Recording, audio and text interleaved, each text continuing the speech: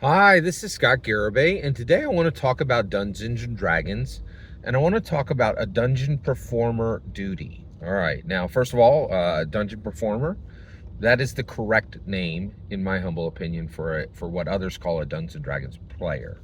We have dungeon masters, we have dungeon performers, okay? And what I want to talk about today is being a cleric dungeon performer and doing it in the infinite mode. Okay, so we are incredibly blessed. We had D&D 1E, we had D&D 2, we had D&D First Edition. It went from 1974 to 1989. Then we had Dungeons and Dragons 2E. It went from 1989 to 1999. Okay, in 1999, Dungeons and Dragons Third Edition started, and it went until 2008. In 2008, we got Dungeons & Dragons 4th Edition, and it went until 2014. In 2014, we started Dungeons & Dragons 5th Edition, and that lasted for 10 years. It will end this year. And at that point, the Dungeons & Dragons Infinite Edition will arrive. When Dungeons & Dragons Infinite Edition comes, two things will occur. One, all other previous editions of Dungeons & Dragons will disappear, and we will have only one Dungeons & Dragons edition. It is the Dungeons & Dragons Infinite Edition. It supersedes and replaces every single edition of Dungeons & Dragons that ever existed. And there will only be Dungeons & Dragons. One Dungeons & Dragons, exactly as Hasbro explained, right? In addition to that, there will never, ever be another edition of Dungeons & Dragons. There will only be the Infinite Edition, right? Now, in 2034, we'll probably get new core rule books, right? They won't be a new edition. It will simply be the 2034 PHB, the 2034 Dungeon Master Guide, the 2034 Monster Manual, right? So in this 50th year, we as dungeon performers are challenged to leap forward and increase our commitment to the experience, our commitment to Dungeons and Dragons participation. We set the character sheet down, right?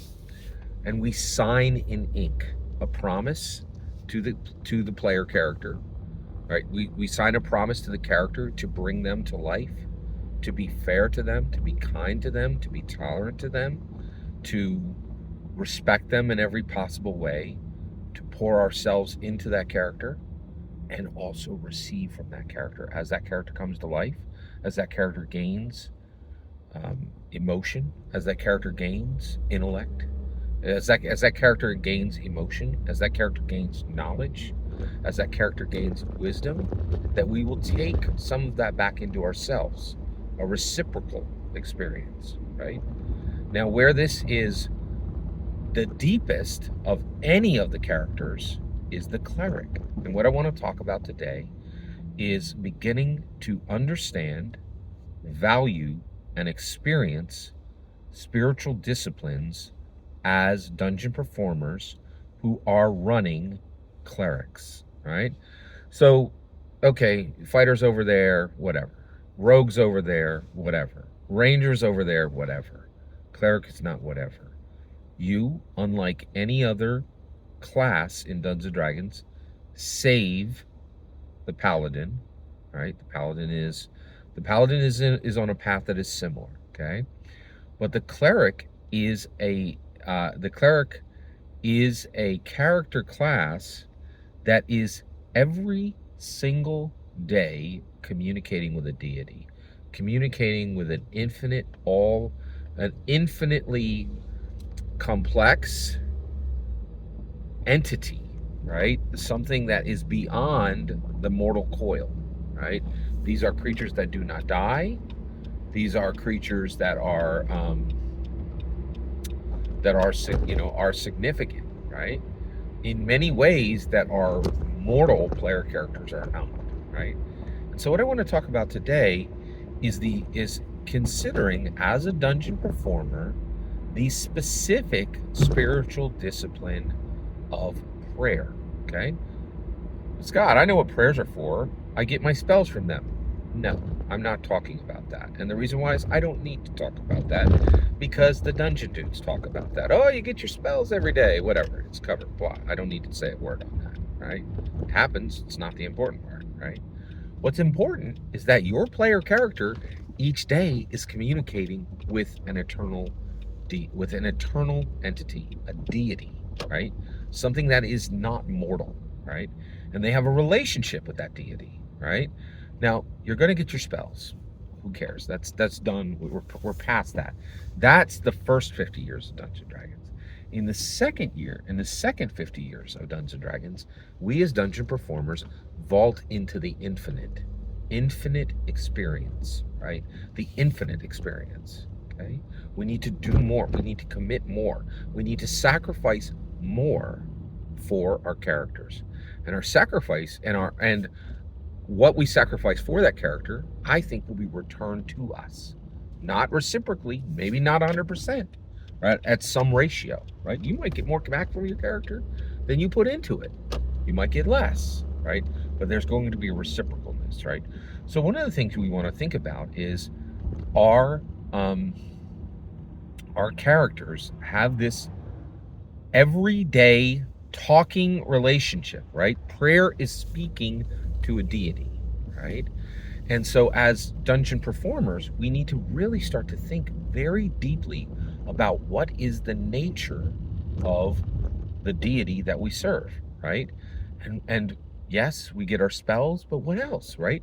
What is our player character communicating to the deity about their life experience, about what happened to them that day, about who they are, what they are, what is their relationship with the fighter? What is their relationship with the rogue? What is their relationship with the wizard, right?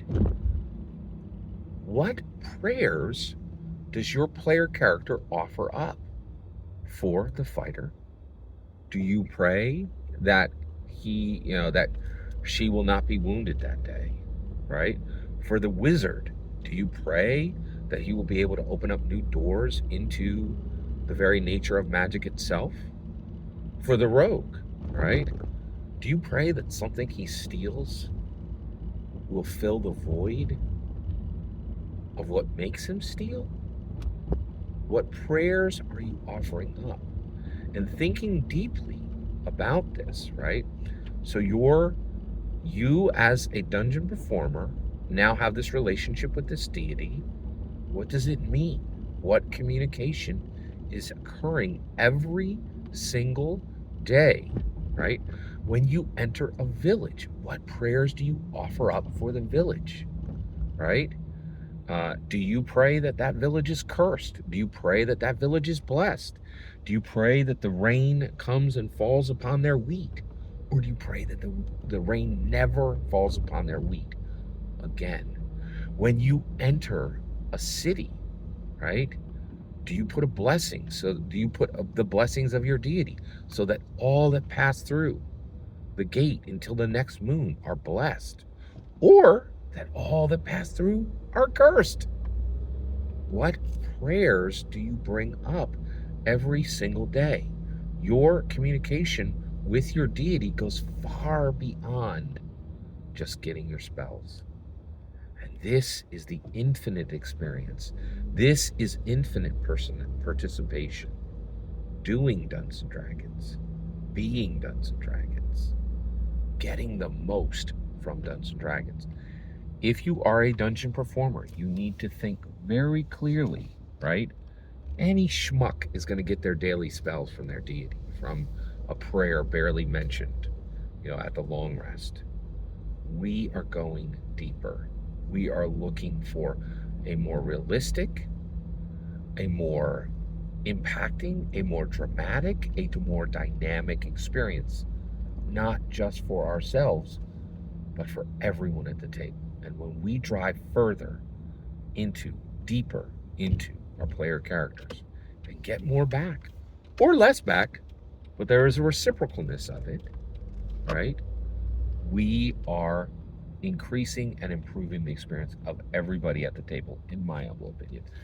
Every single word you just heard is my humble opinion. Nothing more, nothing less. What's important is when I get to hear your humble opinion. When you get in the comments and send your traffic. Please consider liking, subscribing, and have a wonderful millennium.